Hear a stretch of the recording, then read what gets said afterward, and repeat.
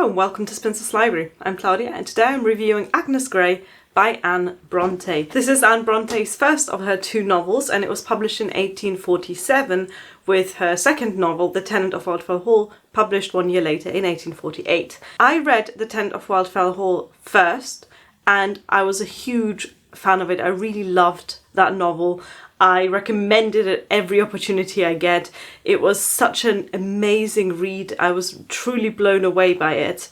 So when I decided to read Agnes Grey a couple of years after I'd read The Tenant of Wildfell Hall, I had a lot of people warning me that it was going to be a very different novel, a very different vibe, and that most people who love The Tenant of Wildfell Hall hate Agnes Grey, and the other way around. So I didn't go into this with a lot of expectations, but let me tell you already, I didn't need to worry because I enjoyed Agnes Grey, if not as much as The Tenant of Wildfell Hall, then definitely almost as much. So I happily was not disappointed with this novel. But it is a very different book. Let me tell you about it. This is the story of a governess. And if I tell you that, a million other, slightly exaggerated, a million other Bronte novels will come to mind. The premise of Agnes Grey is quite basic actually. A young woman from a well-educated but impoverished background starts her adult life by working as a governess for a rich family. And just that brief summary, plus the name Bronte on the cover, make comparisons to Jane Eyre almost inevitable. So let me say this straight away, this is a very different book to Jane Eyre. It feels completely different, the plot is very different, the atmosphere is very different. Agnes Grey is much more of a book about the real hard working life of a young governess, and we follow her through these trials and tribulations as she works throughout the book for different employers. The book is told in first person, so in that regard it is similar to other Bronte novels, but we see her progress professionally from a young woman. I think at the beginning of the novel she's just 18 or 19 years old. She moves out of her home for the first time and starts her first real job. We see her learn, we see her adapt, we see her grow both professionally and personally throughout the novel. I would say that the work, the governessing, the teaching of children is the main focus and the biggest theme of the novel. And I think that's why it might be such a divisive work, because if you as a reader aren't really interested in childcare and in education in the Victorian age, it's going to be quite boring for you, because there are chapters upon chapters of all the problems she has teaching children, all the problems she has dealing with parents, all of the problems she has in the awkward position that a Victorian governess was as part of a Victorian upper-class household. I personally love this stuff, partly because as a historian I am researching women's educational history, although my period is slightly before the Victorian age, but also because I personally have worked as a babysitter and a tutor and essentially the modern day equivalent of a governess.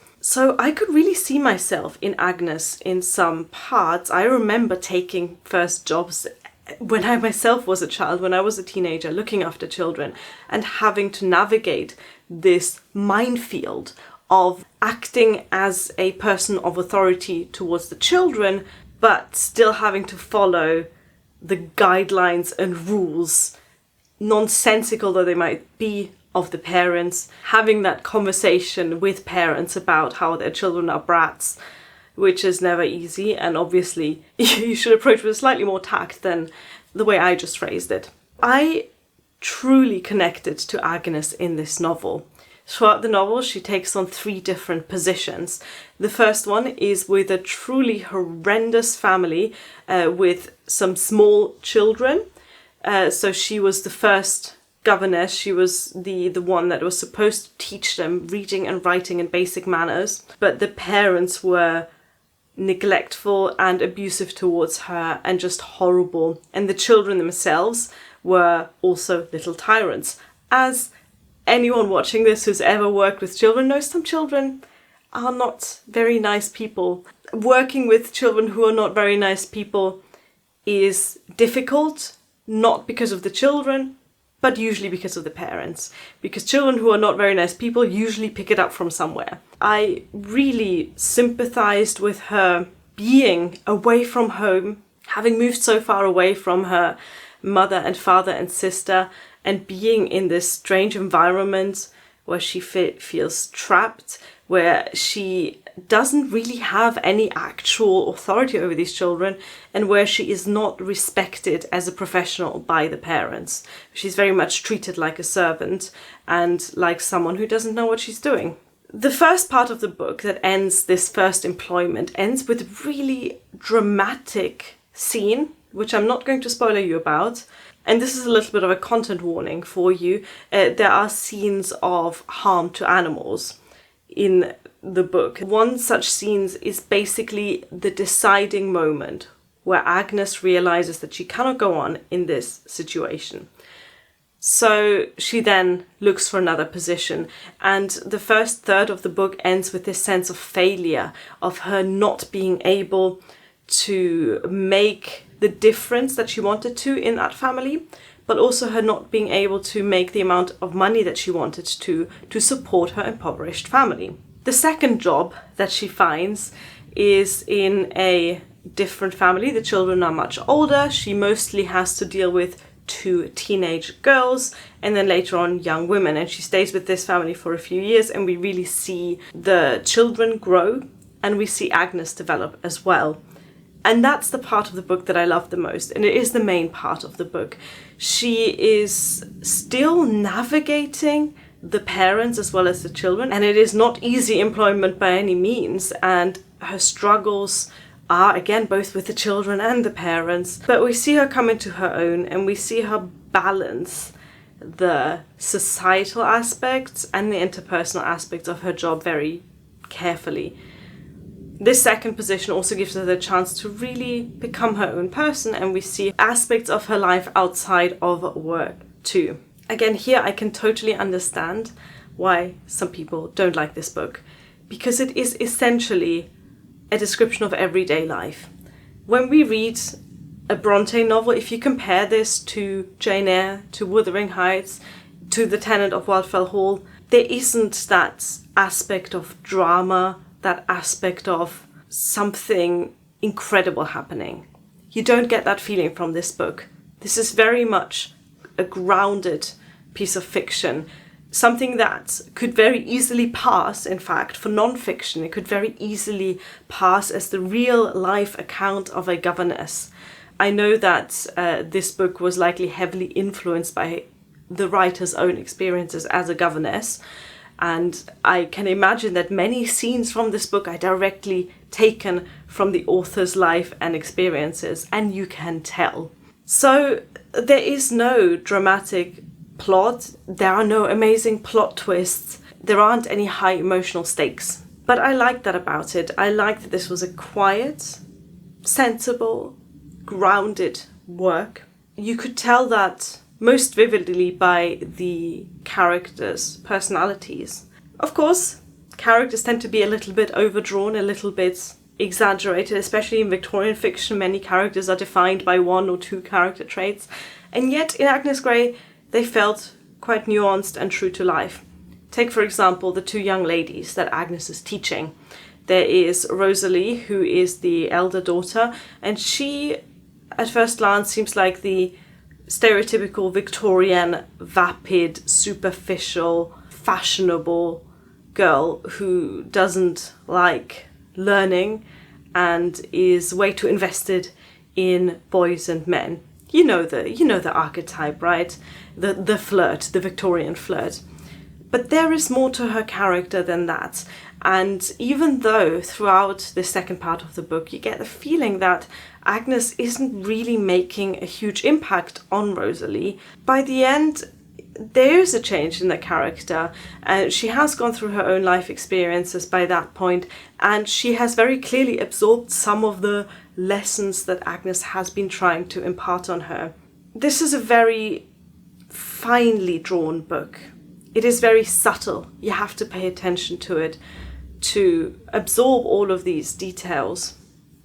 People call it a simple story, a simple novel, like there isn't much to it. But I disagree. There is a lot of detail there. You just have to zoom in and look at all of the little interactions between people. You have to look at the very subtle shifts in relationship between people. And it is just very close to life. In life, we don't go from the highs to the lows within a chapter. We shift subtly, we change in small ways. And that change might not be immediately observable by other people. And I think that is represented very well in this novel. You can't approach this like the big hitting Bronte stories. You can't expect this to be as dramatic as Wuthering Heights. You can't expect this to be as emotional as Jane Eyre. But you can expect this to be closer to life than both of these novels. I really enjoyed that aspect about it. Other things that I enjoyed, and now we're kind of getting into like the small stuff, but other things that I enjoyed, the romantic plot. I'm not going to spoil you about this, but there is a romantic subplot. It's not a romance novel, but it is a part of the book. I enjoyed that very much because I think this is the first Bronte novel I've read with an entirely unproblematic romantic interest. And that was just nice, you know, it was just a nice, again, very realistic addition to the book. There's no big heartbreaking moments. There's no dramatic, huge romantic gestures. It's just a normal relationship developing.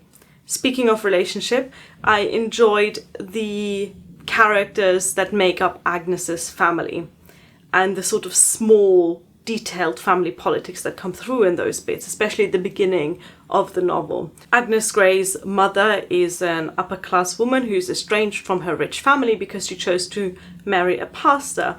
And again, that could have been made up in a much more romantic, in a much more dramatic way, but the author really focuses on the downsides of that. The author really focuses on the fact that the family is not well off purely because the mother's side disapproves of her choice of husband. And from a modern 21st day perspective, we look at this and go, well, you can't get much more respectable than a pastor. But within the Victorian context, pastor wasn't the first choice of man for an upper class lady when there were other men there that did not have to have a profession, that were landowners and inherited wealth. So there's a lot of societal aspects, details, politics that play into the novel that you don't get beaten over the head with. You have to read into it. You have to maybe even know a little bit about Victorian tropes and the Victorian period to truly get all of the implications of these family dynamics. But when you do, it just makes a story quite rich, actually, and not just a simple tale. Another thing I really enjoyed was animals. This book is full of animals. I've already alluded to instances of animal cruelty that are in the book. There are also lovely moments with pet cats and dogs that I enjoyed. I just like when authors include pets as, you know, a part of everyday life. And I like how the author uses treatment of pets by humans as a way to define character. Because let's be honest, we all do it, right? Like, if I meet you and you say you don't like cats, I'm at least somewhat judging you. That kind of shorthand is used as well to define various people. It's the small details like that that make this book quite rich for me. In conclusion, because this was quite a long review video already, you can't expect big anything from this tiny little book. You can't expect big plot points, big characters, big romance, big drama. It is a miniature. It's like one of these tiny little miniature paintings that the Victorians carried around in their lockets. It's very detailed. It's drawn in fine brush strokes. It is not a complex story, but there is a lot between the lines that I really enjoyed reading about. But most importantly, it is realism. It's a realistic portrayal of a life in the Victorian period. And for me, as a historian, that was super fascinating. I enjoyed that aspect of it more than any others. If this sounds like something that you would enjoy, then I would say give Agnes Grey a go if you haven't read it yet. But don't expect it to be like your favourite Bronte novel, because it likely won't be. If you go into the book, go into it with the right expectations. And if you think that you will enjoy a story that is detailed but not complex, realistic but not dramatic. I think you'll like it as much as I did. I gave this book 4 stars, and I am now very sad that I have read both of Anne Bronte's novels. Thank you for watching. Bye.